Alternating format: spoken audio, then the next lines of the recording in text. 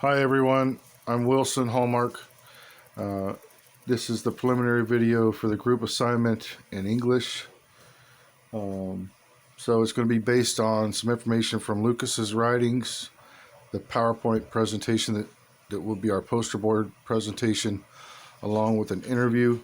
You won't see the face of the interviewee this evening, but tomorrow I will have a better venue and time to get an appropriate video. Like I said, this is just a preliminary to let everybody know kind of the flow of how it's going to go.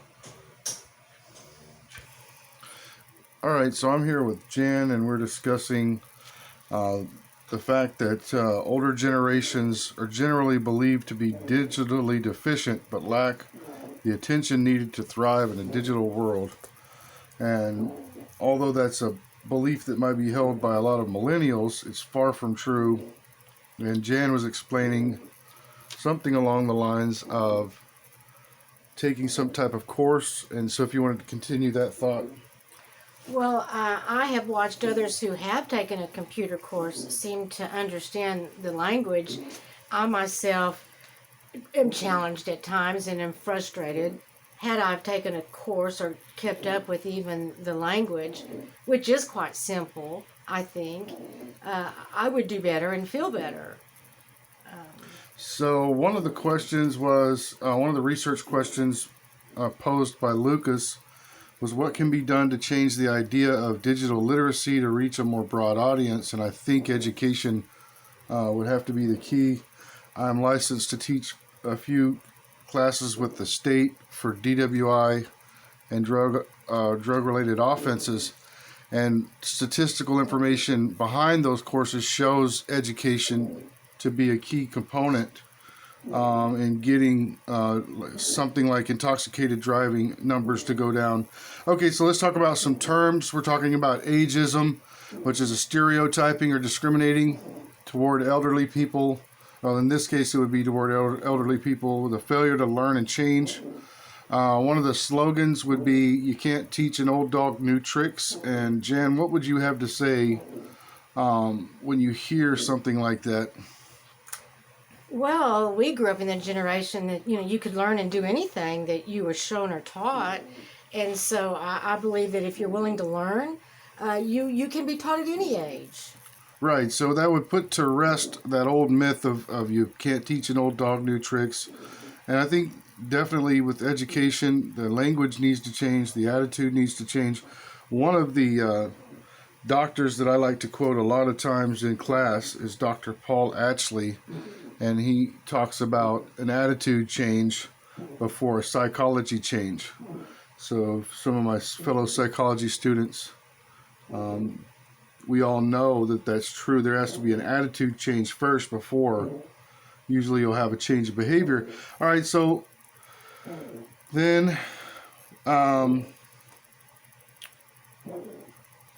would like to visit quickly the PowerPoint presentation, or I guess termed the poster board presentation by the professor.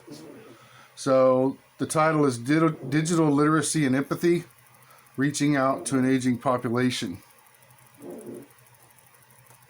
And the first slide, we want to take care to check our biases, and I think part of meeting with Jan today was doing that for some of us. When you talk about education, when you talk about a willingness to learn, when you talk about that can-do attitude especially from the baby boomer era, and even before that, there was always a can-do kind of roll up your sleeve attitude. So it would be in our best interest to take care and to check our biases. Then, of course, the next slide shows the use of stereotypical thinking holds all people back. Not only would it hold somebody like Jan back, but then it holds somebody like me or you or me back from teaching, right, or engaging. And then, of course, I've got the next slide. You can't teach an old dog new tricks. I mean, think about being told that yourself when you get older. And I'm sure the world is going to change much more drastically than it even has in the last 60 years, right? So ageism. of course, would be the next slide. How would you feel if you were singled out? Stereotyping and or discriminating against elders due to the perception that they have a failure to learn and change. And then, of course, literacy, affinity, competence, or knowledge in a specified area with a similarity of characteristics suggesting a relationship.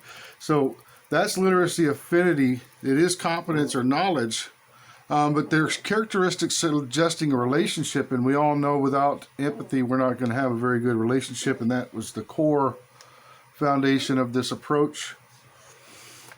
And then, of course, the takeaway, and this comes directly from Lucas. A big takeaway is being able to structure the argument, paper, or communication so as not to lose the other person while comparing possible answers to the questions at hand. And that's, you don't want to lose the audience. So when we start stereotyping, or we start telling people like Jan, for instance, that you can't teach an old dog new tricks, or we try to paint them into a corner, technologically, we've shut down communication. We've shut our audience down. And how are you going to expect to get your point across if you've automatically shut your audience down? And that's basically where the conversation is going. The video tomorrow will be a lot better. We'll be dressed up better. It'll probably be a lot longer. The interview will be face to face. You will see Jan's face. If there's any questions or concerns, please hit me up on an email. Thanks, everybody, and good night.